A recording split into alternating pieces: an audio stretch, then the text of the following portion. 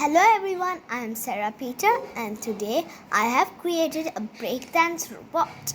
My breakdance robot can dance.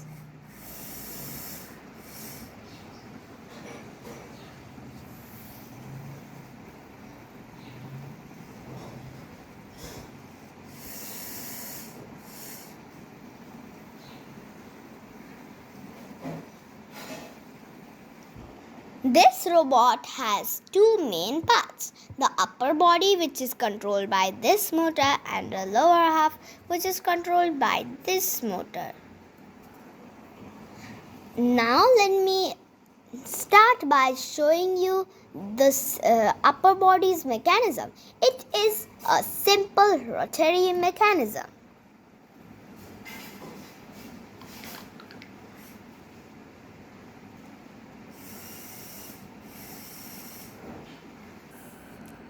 Now let me explain the mechanism of the second half controlled by the second motor.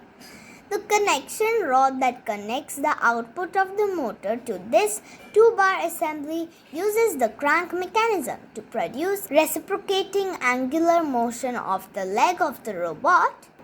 You will notice when the attachment point of the rod to the motor turns by 180 degrees, the leg of the robot moves to the left and then stops. When the attachment point turns another 180 degrees, the leg of the robot returns to its starting position.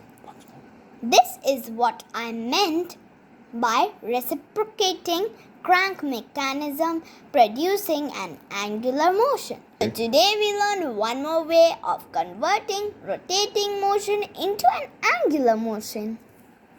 Thank you.